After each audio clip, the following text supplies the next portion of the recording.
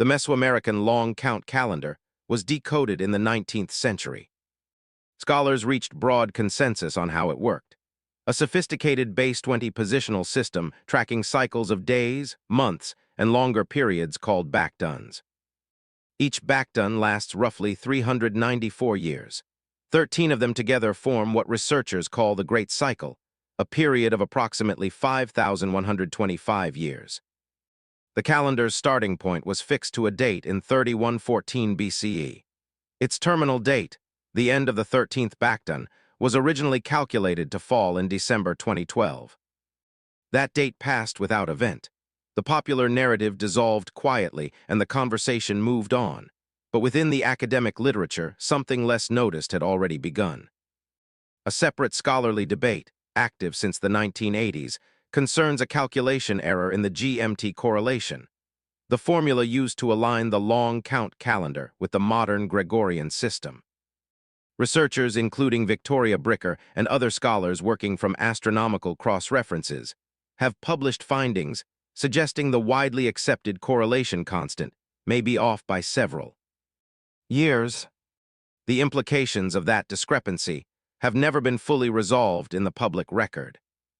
Under one of the proposed corrected correlations, the terminal date of the 13th baktun does not fall in 2012. It falls in 2030. That is not by itself a remarkable claim. Calendar correlation disputes are a standard feature of archaeological scholarship. What makes this particular case worth examining is not the date itself. It is what the calendar's designers appear to have encoded in its final cycle, and why that encoding is difficult to explain using the tools and knowledge base we currently attribute to them. The official explanation for the long count calendar is that it was developed gradually by the Olmec and later refined by the Maya. The earliest confirmed long count inscription dates to approximately 36 BCE, found in what is now Chiapas.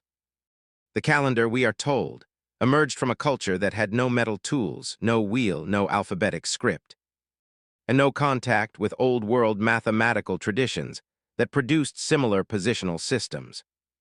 The problem is not that the calendar exists. The problem is the precision with which it was constructed, and what that precision implies about the knowledge required to build it.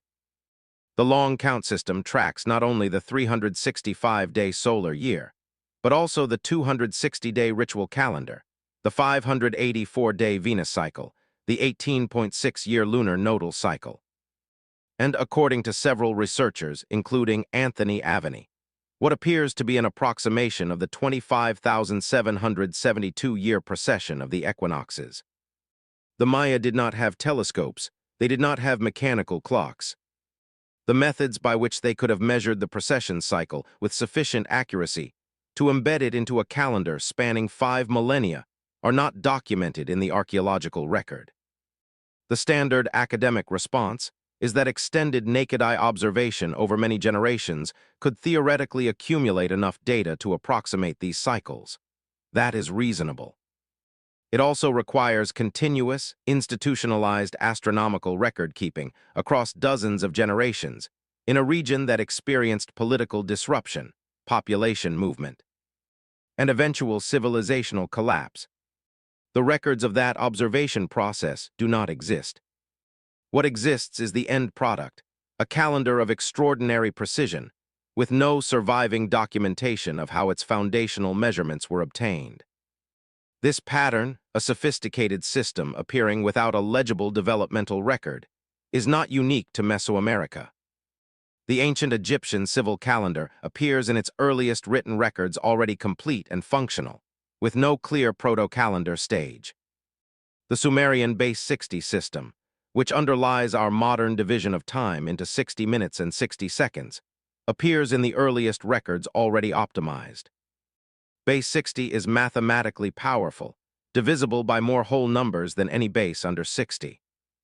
Its practical advantages are not obvious without advanced reasoning, yet it appears without documented experimentation. The official explanation is that intelligent people developed these systems over time. That explanation is not wrong. But it does not account for the absence of intermediate stages, or for the repeated pattern of optimized systems emerging in multiple cultures across multiple continents. The Dresden Codex, one of 4 surviving Maya books, escaped destruction by Bishop Diego de Lander in 1562 when he burned dozens of manuscripts and ritual objects. His account describes them as containing lies of the devil. The scientific and historical content of those destroyed texts is permanently unrecoverable. The Dresden Codex contains a Venus table tracking the synodic period of Venus to within 2 hours across a 384-year span. It includes eclipse tables and planetary data. In its final pages, it depicts what scholars interpret as a great flood, a destruction event ending a previous world age. Maya cosmology divided time into successive world ages, each ending in destruction and renewal. Whether these descriptions reflect history, metaphor, or mythology remains unresolved. What is notable is that the Maya were not alone in structuring time this way. Hindu cosmology divides time into yugas. Greek tradition describes ages of man. Norse mythology culminates in Ragnarok. Zoroastrian tradition contains similar cycles: independent invention, shared archetype, or something older. The Aztec sun stone, often misidentified as a calendar, depicts 5 world ages and their destruction events. Carved around 1479 CE and weighing approximately 24 metric tons, it was deliberately buried and rediscovered in 1790 beneath Mexico City's Central Plaza. The burial appears intentional concealment, not destruction. The reasons remain unclear. The 5th sun, the current age, is associated with 4 movement, interpreted as an age ending through seismic or destructive motion. In 2012, NASA publicly addressed popular end-of-world predictions, correctly debunking claims of planetary alignments and rogue planets. What was not addressed was the deeper correlation debate or the astronomical precision embedded in the long count system. The GMT correlation places the Maya creation date at August 11, 3114 BCE.